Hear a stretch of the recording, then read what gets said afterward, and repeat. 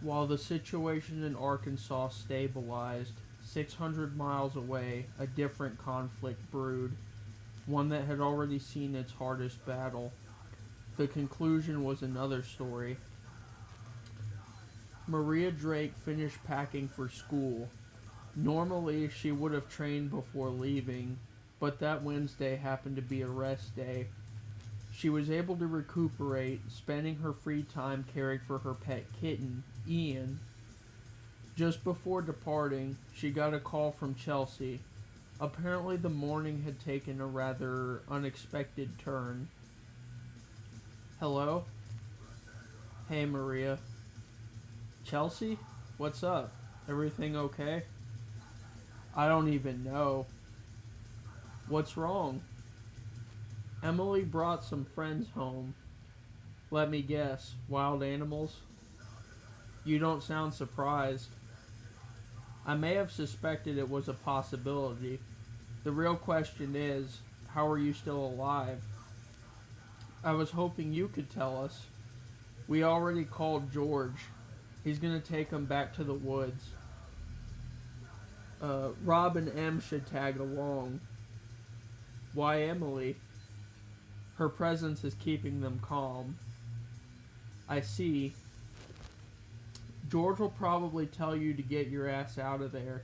Might just be me, but I'd start packing ASAP. Well, if it comes to that, so be it. No sense putting ourselves at risk again. Agreed. Sorry for calling so early. I just didn't know what to do.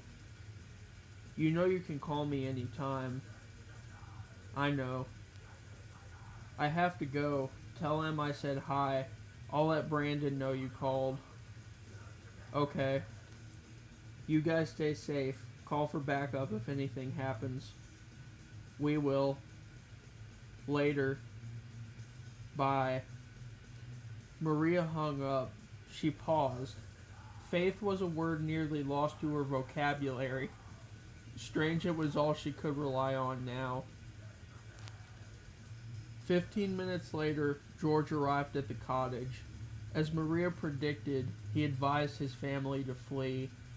A day later, they were huddled together in he and Lisa's apartment. For the next few weeks, Maria kept in contact while they adjusted. Shortly before Halloween, she received a call from New York. Hello? What's up, girl? Hey, Eric. Just playing Doom right now. I hear you. You're not the type to call without a reason. Zane's throwing a party up north. Thought you might want to go. Already got plans. Gonna surprise Em for her birthday. She can come too.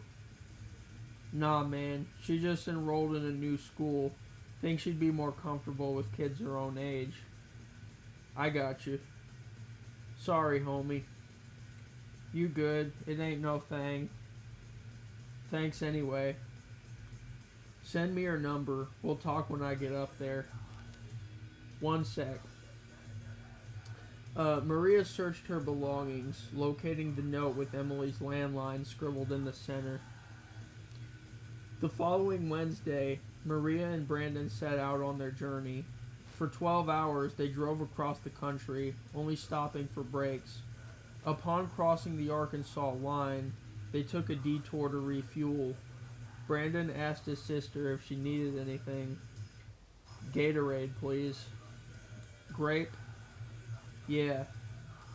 You okay? Am I ever? What's wrong? I feel bad for Eric. He went through all that trouble to invite us. I hate turning him down. He knows this is important. Hell, he'd probably do the same. It just sucks, you know. They're good guys, but Emily, somehow she sees right through me. Because she's innocent. Kids know when something's off.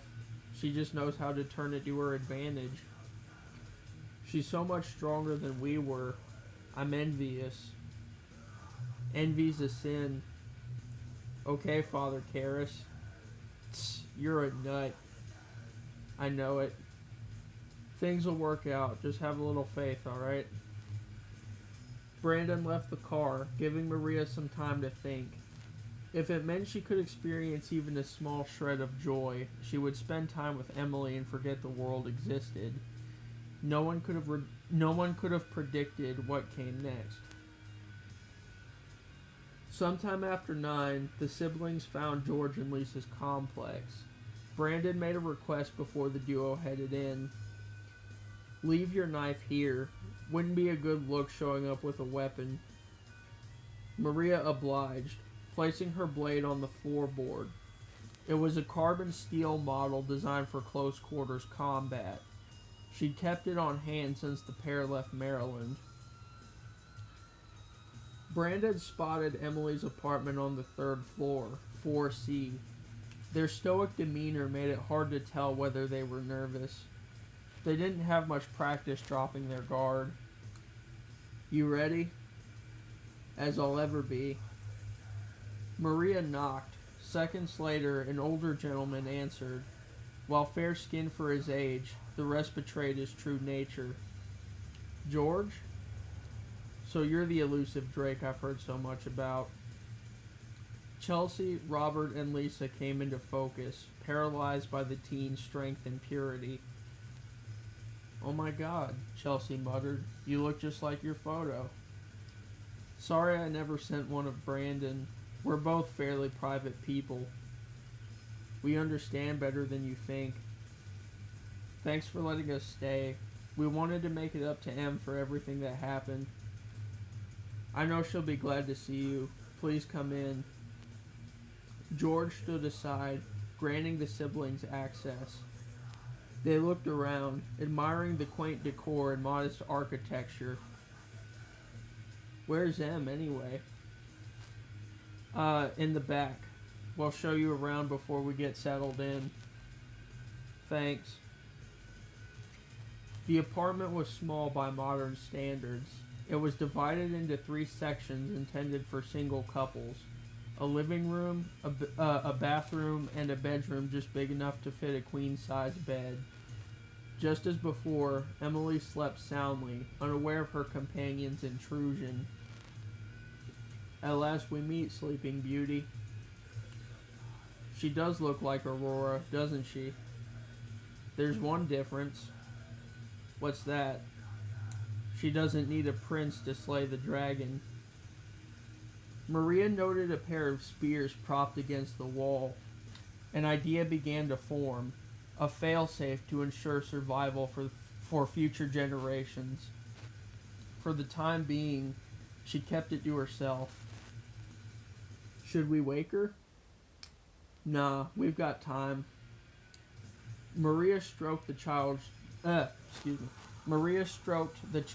tufts as her father had weeks before.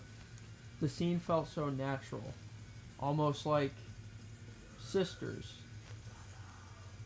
Back in the living room, Lisa offered to make dinner, but the siblings declined. "We ate on the way," Maria stated apologetically. "Figured we'd be on the road for a while. We'll have breakfast with you guys in the morning." "Okay, hun. We made a few pallets for you on the floor. Sorry we couldn't do more."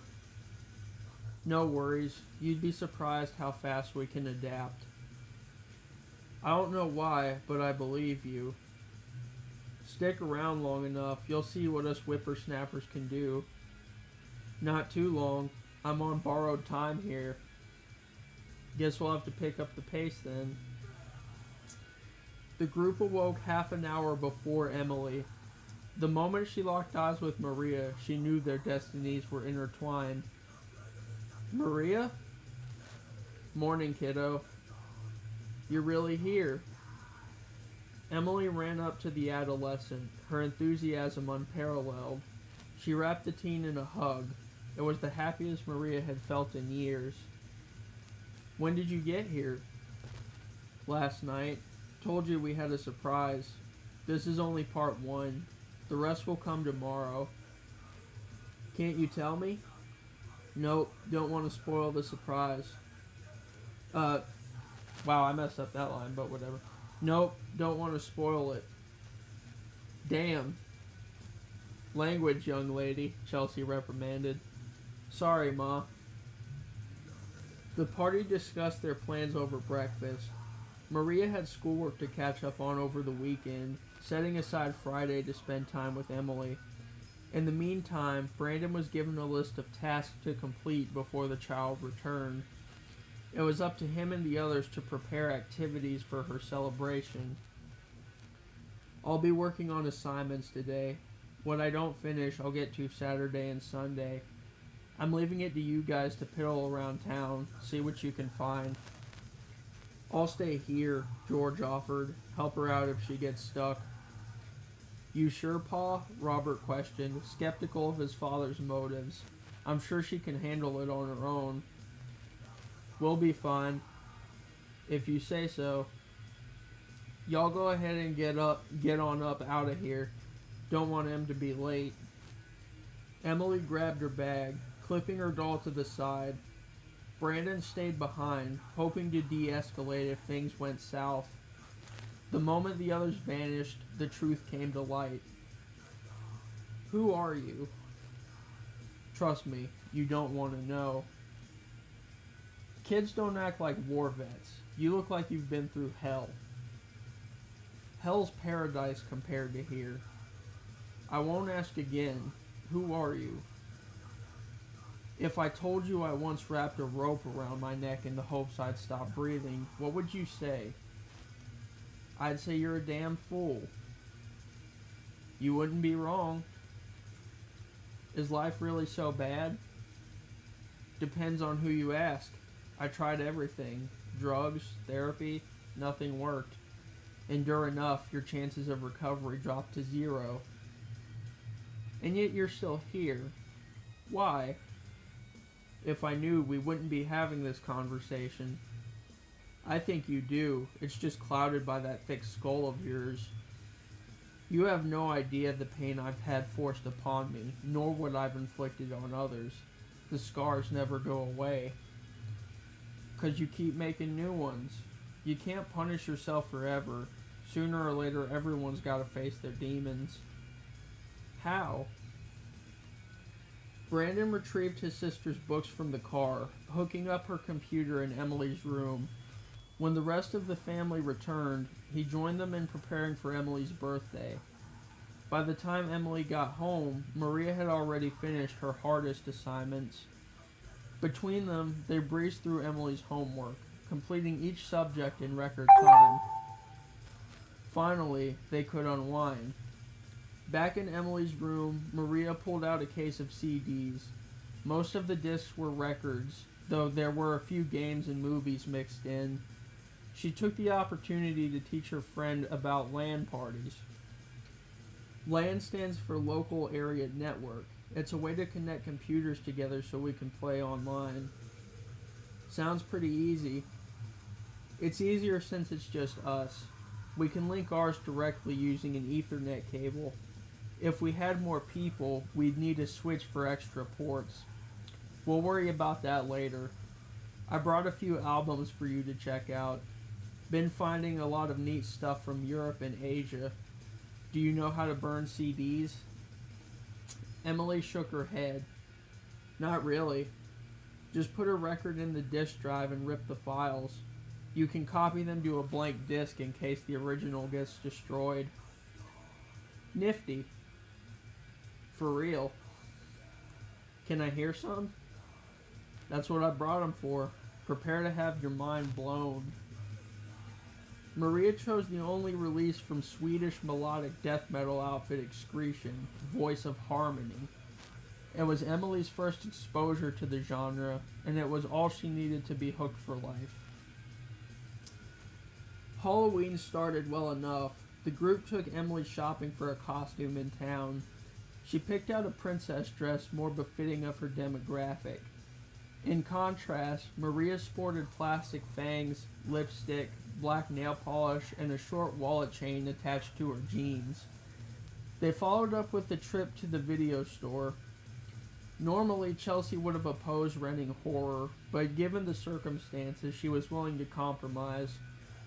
After picking up dinner, the party drove home. Robert showed his daughter the sweets in the freezer. We got your favorites, just like you asked. Thanks, Daddy. Witnessing their affection jogged Maria's memory. Even after their father's arrest, their mother showed the same kindness and care. How could I have thrown it all away? A movie and a few rounds of Quake later, it was time to eat. While waiting, Brandon and Maria gave Emily their gifts. Brandon's was a book based around web design. The text describes several functions and mechanics behind a variety of programming languages. Maria's was far more personal, a white pony doll resembling Emily's. They were part of a set. I got the idea from cartoons on TV. Do they have a story? Yeah, actually. They're married. Funny, Robert interjected. Didn't take you for the romantic type. Benefit of being an introvert. I always have a trick up my sleeve. Hang on, Ma. Well then, I'm eager to see what you'll do next. The rest of the night proceeded as planned. After cake and ice cream, the group went trick-or-treating. The feeling of normalcy seemed so foreign to Maria. How long had it been since she last felt human? Back home, Emily stashed her pile for later. She got her first taste of Japanese gaming via the PC port of Final Fantasy VII. In the living room, the phone began to ring. George rose from his chair to answer. What followed would haunt him to his grave.